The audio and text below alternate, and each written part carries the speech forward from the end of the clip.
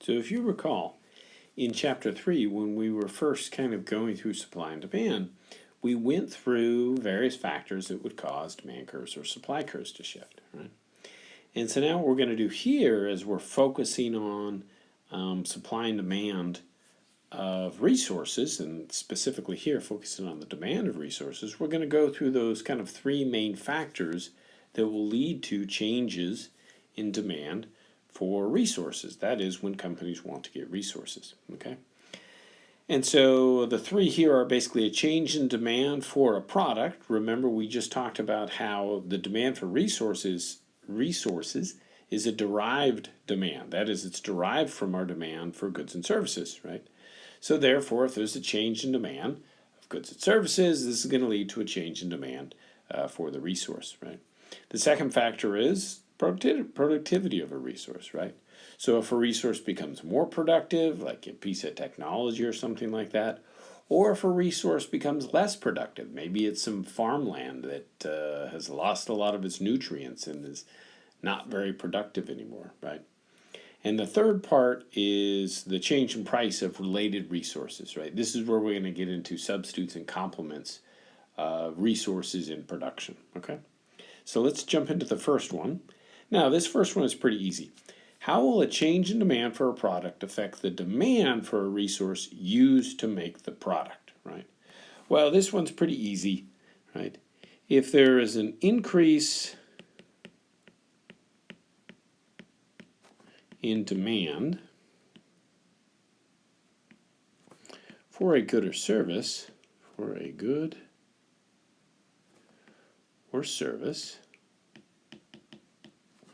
this will lead to an increase in demand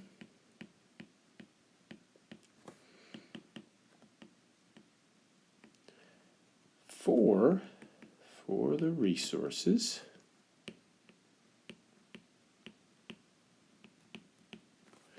used to make that good or service. To make that good or service.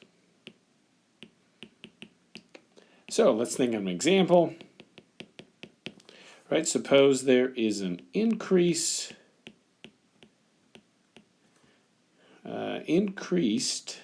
demand for strawberry jam. Well, what do you think this is going to do? This is going to lead to an increase in demand for strawberries, right? To make strawberry jam, you need strawberries, and so Smuckers and all those other companies are going to need to go out and get more strawberries, right? So this is going to lead to an increase in demand for strawberries.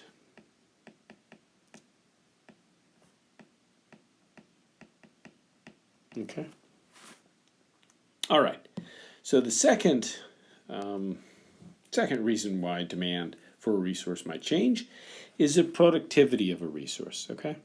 And this one also is pretty straightforward, right? So that is, if a resource becomes more productive, it's going to increase the demand for this resource. Okay. So if a resource becomes more productive,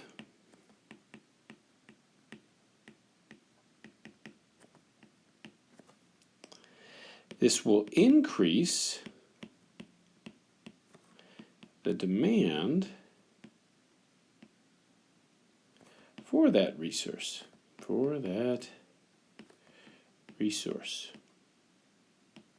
Okay.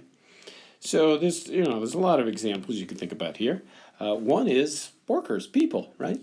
If a worker becomes much more productive, whether it's through college or skills or training, or they just get really good, companies are going to want to hire that person, right? So there's going to be an increased demand for that particular employee, right? Or if farmland becomes more productive, then farmers are going to want to buy that particular piece of land, right? Or for example, right, suppose or if tractors increase in productivity,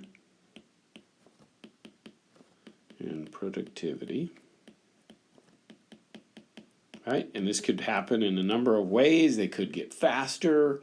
Maybe they now pull bigger combine things behind them. Maybe they're GPS guided, so they're more precise, so forth. But if a tractor becomes more productive, right, then obviously farmers are going to want to buy this newer, better tractor, right? So if tractors increase in productivity, farmers will demand more tractors. Okay. So our first factor that we looked at on the previous slide was that an increase in demand in the goods and services market will lead to an increase in demand for the resources used to make that good or service. And the opposite would hold as well, right? So if demand decreases for something, I don't know, say like orange juice, right? If there's a decrease in demand for orange juice, therefore there's going to be a decrease in demand for the resource to make orange juice, that is oranges, right? So the second factor here is if a resource becomes more productive, right, that resource is going to be in higher demand. If a resource becomes less productive, like farmland becomes fallow or it loses its resources, then no one's going to want to buy and use that land to grow crops, right? So that brings us to our third factor, which is where we talk about substitutes and complements. So substitutes, and let's switch colors over here, complements. Okay. All right. So suppose two resources are used to produce a good. How does a change in the price of one of these resources affect the demand for the other resource, right? So what we mean by substitutes are, well, look, I can use that when I'm producing something, or I can use something else, right? So for example, suppose I'm building a house. I can use copper water pipes, or I can use plastic water pipes called PEX, right? So I can do either or, right? So that's a good example of two things that are substitutes in the production of a house, right? Things that are complements, well, those are things that go together in production, right? So a farmer and a tractor are complements, right? If a farmer has a tractor, they need someone to drive it, right? So those are things that go together, right? If you have nails, you need a hammer, right? So in production, we're going to have things that complement each other that you need together to produce something. And there's going to be things where you could substitute, right? Again, you could use nails or you could use screws, right? So those are substitutes, whereas the hammer and the nail are complements, okay? All right. So how are changes in substitute and complement goods going to affect the demand for a particular resource? All right, well, let's think through this. We got 50-50 shot here, okay? The answer to both of these phrases is either going to be substitutes or complements. So once we figure out one, we necessarily have the other. When a decrease in the price of one resource, okay, leads to a decrease in demand for the other resource, the two resources are substitutes. And let me switch to red. Substitutes. So let's think about this. When a decrease in the price of one resource, let's say this is PEX, plastic water pipes, leads to a decrease in demand for the other resource, that is copper water pipes. The two resources are substitutes. Yeah, that makes sense, right? So if you're going to build a house and the plastic water pipes are cheaper than the copper ones, you're going to say, okay, I don't want to use the copper ones. My demand for the copper water pipes decreases.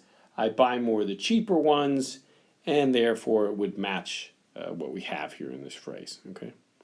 So that means the second little sentence here must be complements, but let's think through this, okay?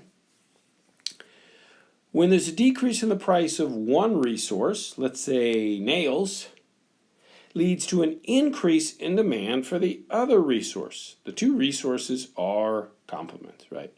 So a decrease in the price of nails would lead to an increase in demand for hammers, and this matches, therefore, these must be complements. Okay. So that's how substitutes and complements are going to affect each other in the resource market.